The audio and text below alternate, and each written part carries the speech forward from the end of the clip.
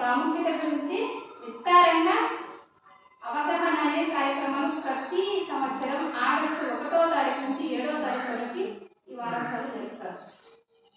అయితే మొన్నటి వరకు మనం ఏం చేసినాము, గొర్రెల పండుగ చేసుకున్నారు, అందరూ ఎవరెవరు ఫెస్టివల్స్ అన్ని కూడా అయిపోయాయి. ఆ పండుగ లెక్కలో ఇది కూడా ఒక పండుగ వాతావరణం ప్రతి అంగన్వాడీ కేంద్రంలో జరుగుతుంది. ఆ కేంద్రంలో ఉన్నటువంటి ఏరియాలో ఉన్నటువంటి మొత్తం గర్భిణీ స్త్రీలు బాలింతలు.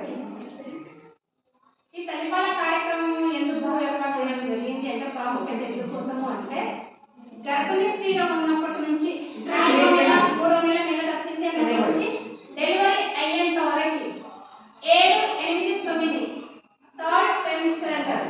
అని ఈ రోజు ప్రోగ్రామ్ చేసినటువంటి మన ఆశా తర్వాత ఏఎన్ఎం వీళ్ళతో మనం చెప్తూ 4వ నెల నుంచి ఎప్పుడైతే కన్ఫర్మ్ అవుతుందో అప్పుడు మా అంగన్వాడీ కేంద్రంలో నమోదు చేసుకుంటాం. అవునా కదా? నమోదు చేసుకున్న తర్వాత మేము ప్రతి నెల బరువు తీయడము, తర్వాత ఆరోగ్య పరీక్షలు జరుగుతున్నాయి.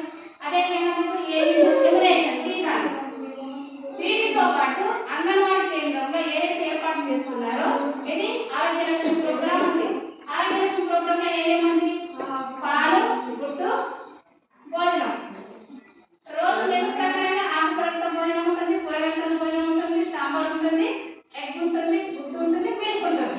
మరి ఇవన్నీ మన అంగన్వాడీ కేంద్రంలోనే మీరు భోజనం చేసినట్టయితే తల్లి బిడ్డ ఇద్దరు కూడా క్షేమంగా ఆరోగ్యంగా ఉంటారు. ఎందుకు అంటే మీకు ఇంటికి ఇచ్చినామనుకోండి, ఇంటికి తీసుకపోయిన ఫుడ్ అంతా ఏమవుతుంది? ఇంట్లో అమ్మ, తాత, అమ్మమ్మ, అత్త, మామ అదేవిధంగా భర్త కూడా ఫుడ్ తినేది. అంటే వాళ్ళకి ఫుడ్ పడేది కాదు, కానీ ప్రేమ మీకు ఒక అభిమానం. అవునా? భర్తకి ఎగ్ పెట్టేసి తినిపించారనుకో ఆయనకు బాగా బలం వస్తుంది.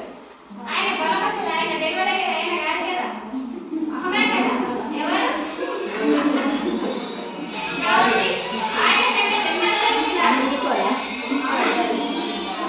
7వ నెల నుంచి డెలివరీ చేసుకోవడానికి డెలివరీ అయిన తర్వాత కూడా 2 సంవత్సరాలు పోయి కూడా మళ్ళీ 2 సంవత్సరాలు దాటిన తర్వాత 5 సంవత్సరాల వరకు మా అంగన్వాడీ కేంద్రంలోనే తల్లి 2 సంవత్సరాలు బిడ్డ 5 సంవత్సరాల వరకు మా ఫస్ట్ తల్లిపాల యొక్క ప్రాముఖ్యత. తల్లిపాల యొక్క ప్రాముఖ్యత ఎందుకోసము అంటే